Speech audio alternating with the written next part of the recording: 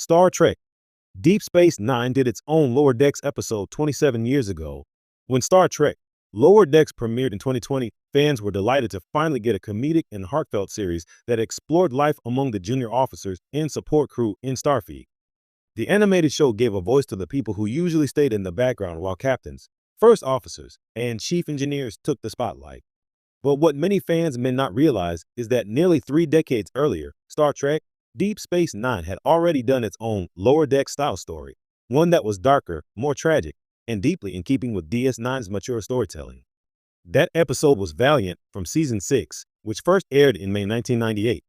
While it doesn't share the same comedic tone as Lower Decks, it captured the same essential idea. What happens when the little guys of Starfleet are pushed into the center of the action? The premise of Valiant. The episode follows Jake Sisko and Nog after they're attacked by a Dominion ship while traveling through hostile space.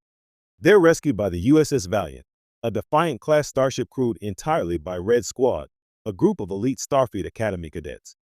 Due to an attack that killed their senior officers, the cadets have been left in charge of the ship, commanded by Cadet Captain Tim Waters.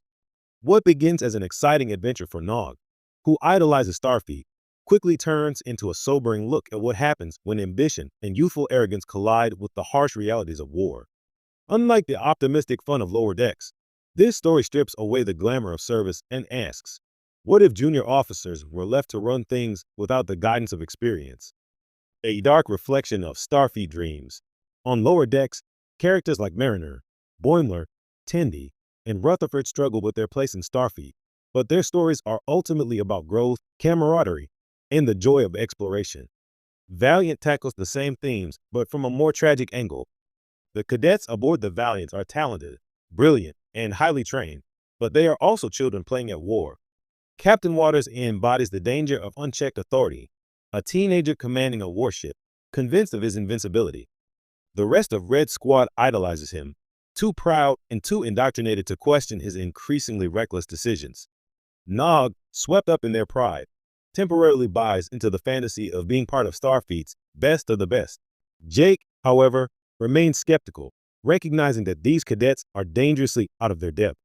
The tension between Nog's idealism and Jake's pragmatism mirrors the way Lower Decks often contrasts Starfleet's mythology with the reality of life in uniform.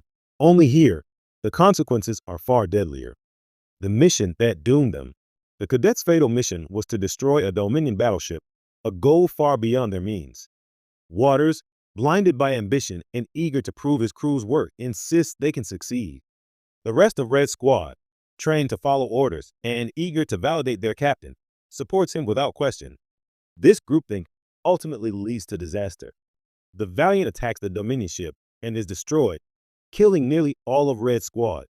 Only Jake, Nog, and one surviving cadet escape. Unlike Lower Decks, which often ends its episodes with resilience and renewed hope, Valiant ends in tragedy, showing the devastating price of arrogance and the danger of elevating untested youth to positions of unchecked authority. Why it resonates 27 years later. Looking back, Valiant feels like a prototype for what Lower Decks would eventually become, but filtered through DS9's wartime lens. Both shows peel back Starfleet's polished exterior to explore the lives of those who don't normally sit in the captain's chair. The difference is tone. Lower Decks plays the struggles of junior officers for comedy and heart, showing that even the lowest-ranking crew members can make a difference. DS9's Valiant presents those struggles as tragedy, reminding us that Starfleet is not immune to human failings like pride, indoctrination, and blind obedience. It's a perfect reflection of each series' broader philosophy. Lower Decks embraces the optimism of the next generation, where even mistakes are lessons. DS9, however, was always about the moral compromises and harsh realities of life in a war-torn quadrant, a legacy that shaped Star Trek. While Valiant is rarely cited as a predecessor to Lower Decks, its DNA is there. Both stories ask, what's it like for the regular people in Starfleet? How do they cope with the weight of Starfleet's ideals when they don't have the rank, power, or experience to shape big decisions? In Valiant, the answer is sobering. They fail catastrophically. In Lower Decks, the answer is uplifting. They succeed in small, meaningful ways. But together, these two perspectives give us a fuller picture of Starfleet than we ever had before.